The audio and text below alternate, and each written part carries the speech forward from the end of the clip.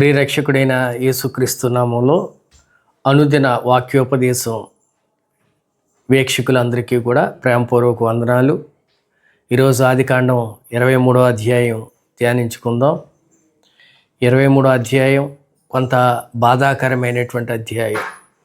ఎందుకంటే గడిచిన 12 అధ్యాయాల నుంచి మనం ప్రతిదినము కూడా ధ్యానిస్తున్నటువంటి సారా ఈ అధ్యాయంలో మృతి పొందినటువంటి విషయం. కనాను దేశంలో హెబ్రోను ప్రాంతంలో మృతి పొందిన అని చెప్పి వాక్యాధారంగా వ్రాయించబడి ఉంది. ఆమె మృతి పొందిన సంగతి తెలుసుకున్నటువంటి అబ్రహాము ఆమె దగ్గరికి వచ్చి కన్నీరు గారుస్తూ ఏడుస్తూ ఆమె దగ్గర నుంచి లేచి అక్కడ ఉన్నటువంటి ఆ దేశ ప్రజలతో చెప్తున్నాడు, నేను మీ దేశంలో పరదేశిగా ఉన్నాను, పరవాసిగా ఉన్నాను. మృతి పొందిన నా భార్య నా ఎదుట ఉండకుండా పాతిపెట్టినట్లుగా ఆమె కొరకు శ్మశాన భూమి ఇమ్మని చెప్పి ఆ దేశ ప్రజల్ని అడుగుతున్నాడు అబ్రహాము. చూడండి, దేవుడు అబ్రహామును పిలిచినప్పుడు ఆ దేశాన్ని నీకు స్వాస్యంగా ఇస్తానని చెప్పి దేవుడు సెలవిచ్చాడు. నిశ్చయంగా అబ్రహాంకి ఆ దేశాన్ని స్వాస్యంగానే ఇచ్చాడు దేవుడు. ఎందుకంటే ఆ ప్రజలు అదే చెప్తున్నారు, అయ్యా నీవు మా మధ్య మహారాజువి, నీకు ఏది కావాలితే ఆ భూమి తీసుకో, నీకు ఎక్కడ కావాలితే అక్కడ నచ్చిన చోట నీకు నచ్చిన భూమిని తీసుకుని నీ భార్యని పాతిపెట్టవచ్చు అని చెప్పి చెప్తున్నారు. నీ భార్యని పాతిపెట్టుటకు భూమిని నీకు ఇవ్వనటువంటి వాడు ఇక్కడ ఎవడు లేడు అని చెప్పి హేతు కుమారులు అబ్రహాంతో చెప్తున్నారు. అబ్రహాము లేచి హేతు కుమారులతో చెప్తున్నటువంటి మాట, మృతి పొందిన నా భార్యను పాతిపెట్టడం మీకు ఇష్టమైతే నేను చెప్పేది వినండి అని చెప్పి సాగిలిపడి ఆ హేతు కుమారులతో అబ్రహాం చెప్తున్నటువంటి మాట, సోహోరు కుమారుడైన ఎఫ్రోను తన పొలము చివరన ఉన్నటువంటి మక్పేల గృహ నాకు ఇచ్చేటట్లుగా నా పక్షంగా మీరు మనవి చేయండి అని చెప్పి చెప్తున్నాడు. అది నా భార్యకు శ్మశాన భూమిగా ఉండడానికి దాని వెల ఎంత అయితే అంత పూర్తిగానే చెల్లించి తీసుకుంటానని చెప్పి చెప్తున్నాడు. అయితే ఆ జనసమూహంలో హేతు కుమారుల మధ్యలోనే భూమి గల ఎఫ్రోను కూడా ఉన్నాడు. ఎఫ్రోను అక్కడ ఉన్నటువంటి జనులందరికీ వినిపించేటట్లుగా ఈ విధంగా చెప్తున్నాడు.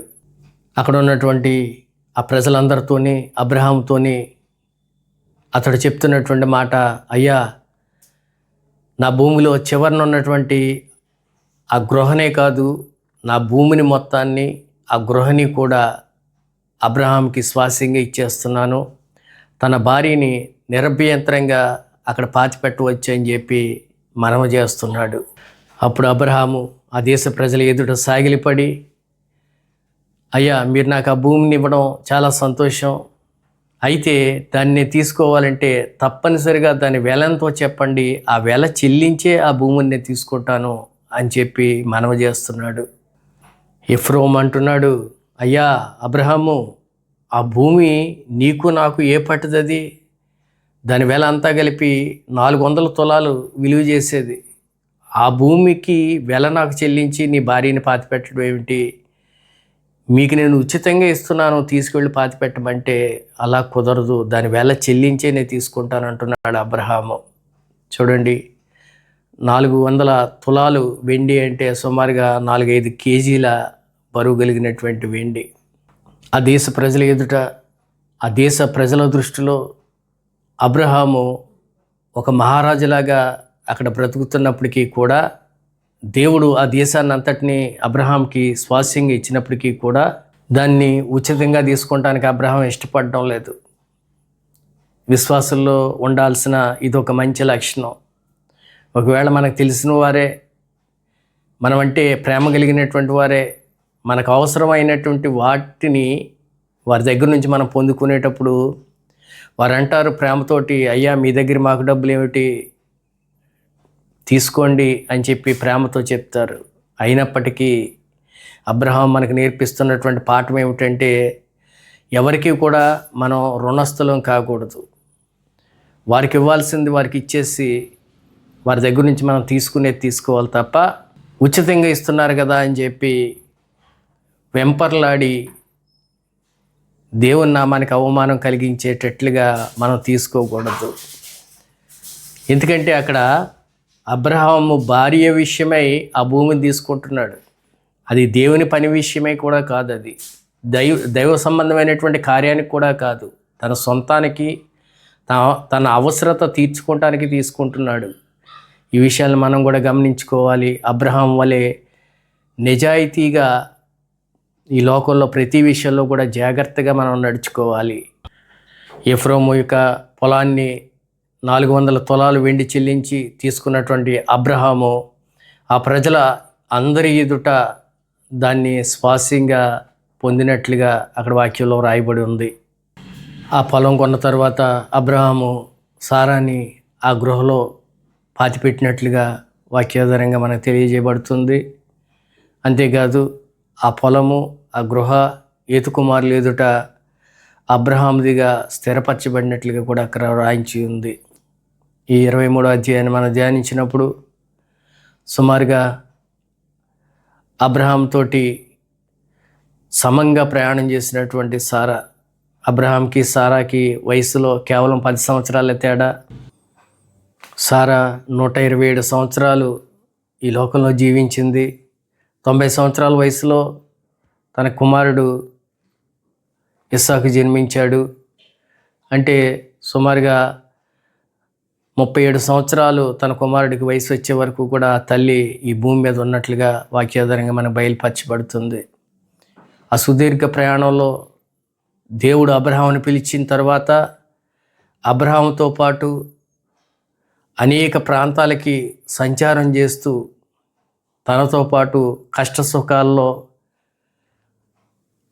దుఃఖాల్లో, సంతోషాల్లో అన్నిటిలో కూడా పాలుపంపులు పంచుకుంటూ 70 సంవత్సరాలు ప్రయాణం జరిగించినటువంటి సారా అబ్రహాముని విడిచి వెళ్ళిపోయినటువంటి తన భార్య విషయంలో అబ్రహాము దైవ చిత్తానుసారంగానే చేస్తున్నాడు.